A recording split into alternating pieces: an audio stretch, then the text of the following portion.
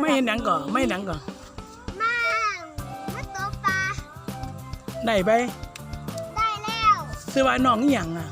น่าจะพัดมุนแล้วแต่ซื้อเล่นซื้อว่าน้องน้อยว้าว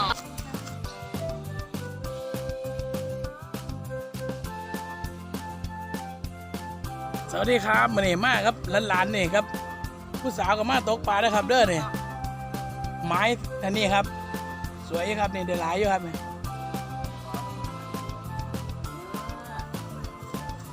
มีสาวมาตกปลาห้องครับเนี่ยมาจากสปป.ลาวครับ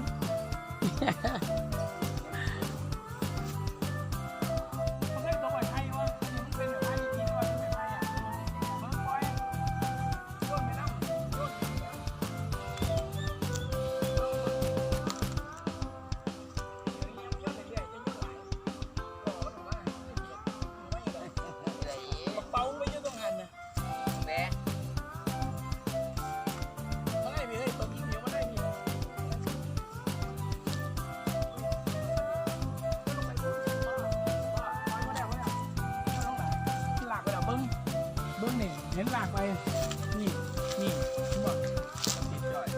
ปกติเป็นไหนเนี่ยปลาแห้งก็เรียกปลาขาวมันสีแห้งก็ยังอย่างเรียกปลาขาว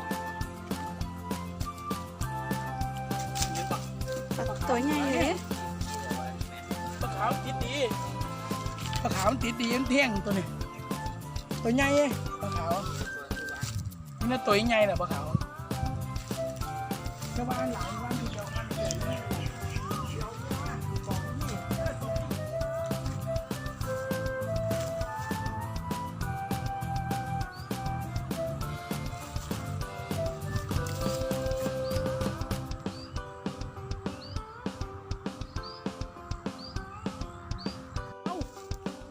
เบาเจ้านี่หางเบาตัวใหญ่เบา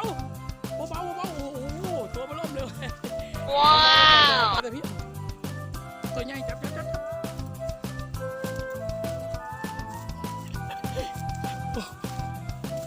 ึ้นเก่าเลยตัวใหญ่วะถือดีๆดูว่าวันนี้ไหมขึ้นเดี๋ยวตัวใหญ่เขามูฮะบอกเอกเลยเว้ยอันตัวกิ้งหลิวเก่งเหรอ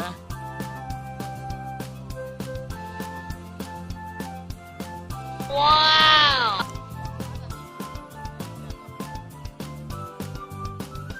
โบตัวใหญ่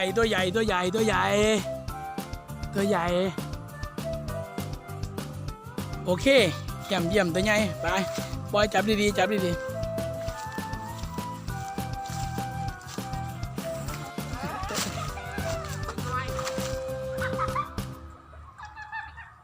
านี่เขาเอินไหนขึ้นกันกับโบ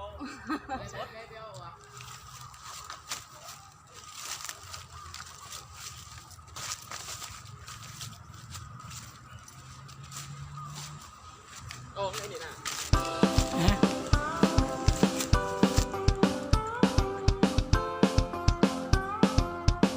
ใช้ครีมมากโอ้คือเดี๋ยวตกเบ็ดนี่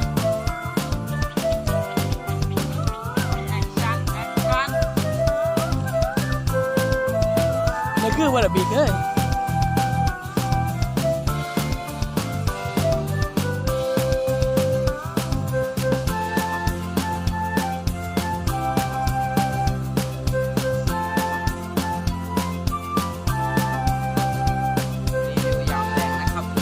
ยามแรงดีขึ้นนะครับ ใส่เงี้ยยังเหมือนใส่เงี้ยยัง กุ้งครับผมกุ้งไฟ ได้หลายบ่จะได้หลายอยู่ไม่หลายถึงครับ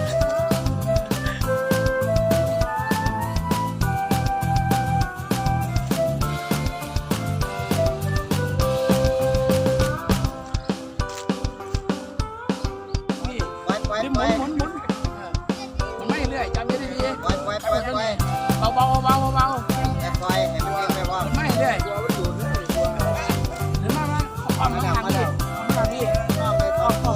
ทางพี่แม่โอ้ยพอดีโอ้ย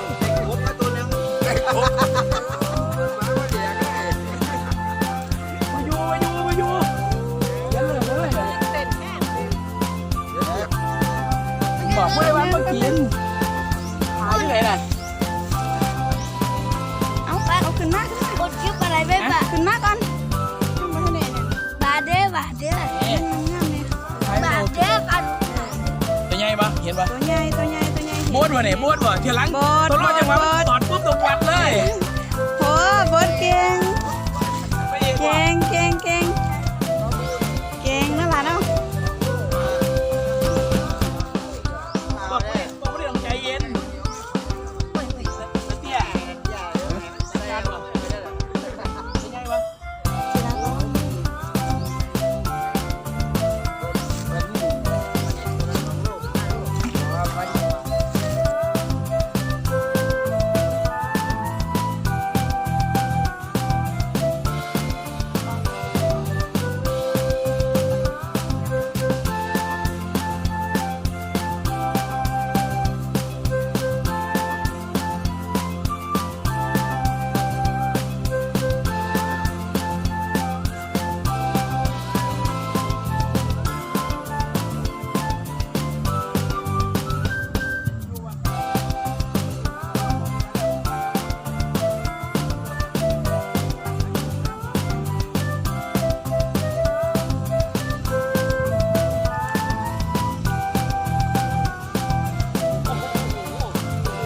นี่ตัวขาวเหรอย่องเงินเหรอไหมนี่ตัวขาวเหรอไหมย่องเงินแต่พี่จะตัวอ้วนๆว่าพี่จะมาขาวอะไรมันจะเพี้ยนล้วนๆครับ อุ้ยติด เพี้ยนแท้มันจะเพี้ยนล้วนมีแต่ไซส์ประมาณนี้ครับ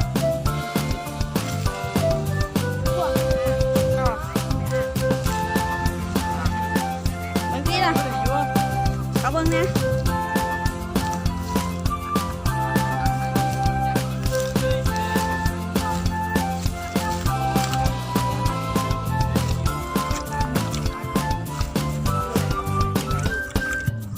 สวัสดีครับวันนี้ช่องอีสานหากินมาตกปลาอยู่